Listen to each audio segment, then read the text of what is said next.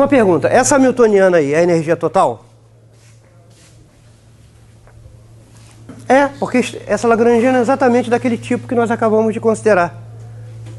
Energia cinética puramente quadrática nas velocidades.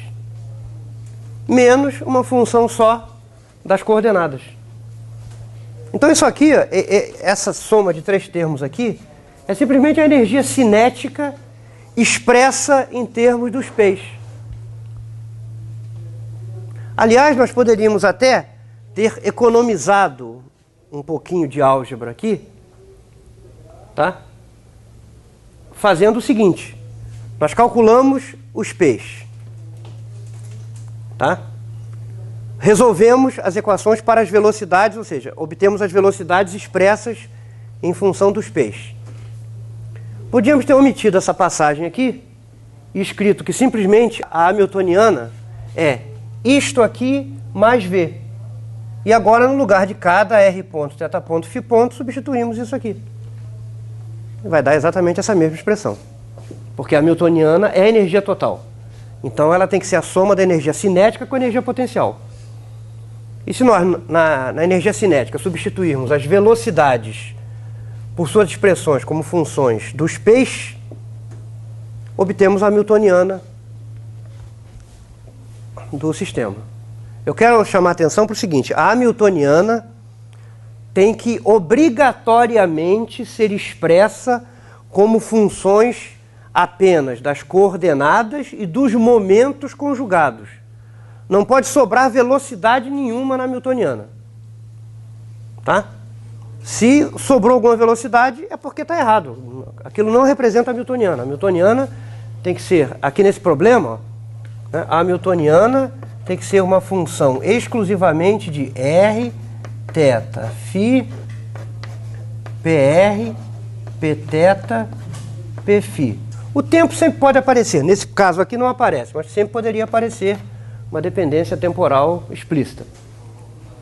Mas esquecendo o tempo, que desempenha um papel passivo aí nesse negócio, a hamiltoniana tem que ser expressa exclusivamente como função das coordenadas generalizadas e dos seus momentos conjugados. Não pode aparecer velocidade nenhuma na expressão da hamiltoniana. Tá? Bom, com essa hamiltoniana aqui, vamos ver rapidamente como ficam as equações de Hamilton.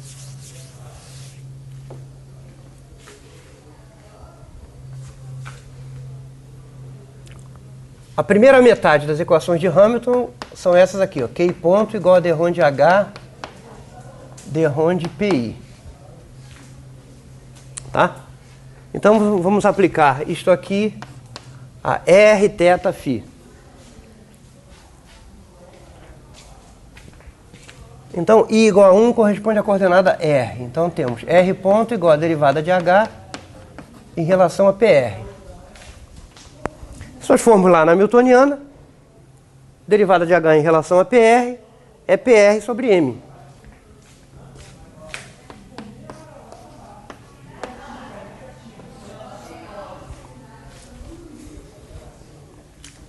Θ ponto é derivada de H em relação a Pθ. Olhando para a hamiltoniana e estudar Pθ por MR2.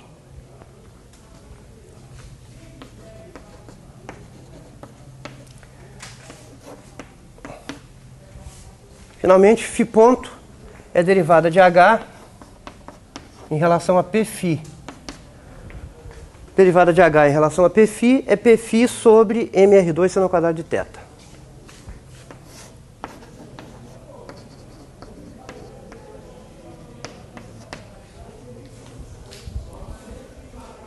Agora vamos para a segunda metade das equações de Hamilton, que são Pi ponto igual a menos d ρ de H, d ρ de QI. Vamos ver o que isso dá, tá bom? Então comecemos com I igual a 1, que é a coordenada associada à coordenada radial. P ponto R igual a menos derivada de H em relação a R. Bom, R aparece aqui, aqui e aqui. Nesses dois termos é 1 sobre R2, derivada de 1 sobre R2 é menos 2 sobre R3. Como tem um sinal menos, isso vai dar 2, o 2 cancela. Isso vai dar Pθ ao quadrado sobre MR3. Algo semelhante para cá. Pφ ao quadrado seno ao quadrado de θ menos dVdr. Por causa do sinal menos aqui.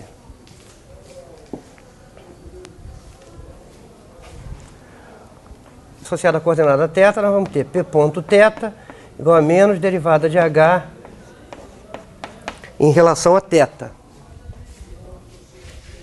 O θ só aparece aqui, ó. Tá bom? Isso dá o seguinte. Pφ ao quadrado, cotangente de θ sobre MR2 seno ao quadrado de θ.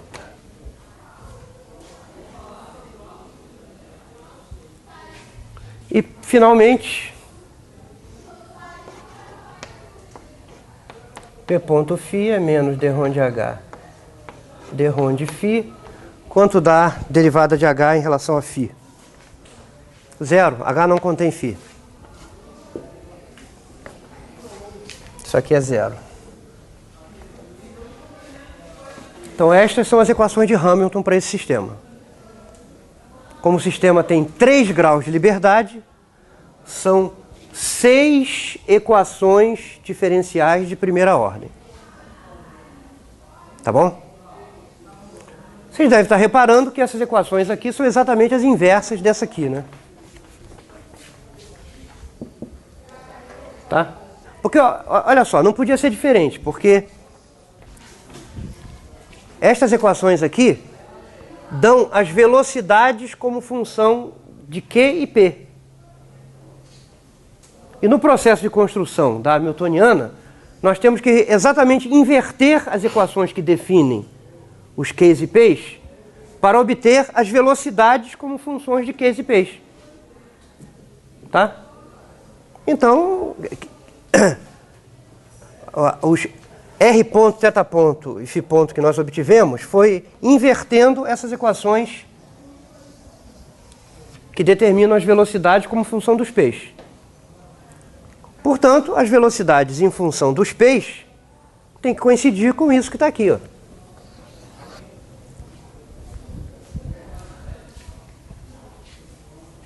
Tá? Porque isso aqui, essas equações de Hamilton estão dando as velocidades como função dos Qs e Ps.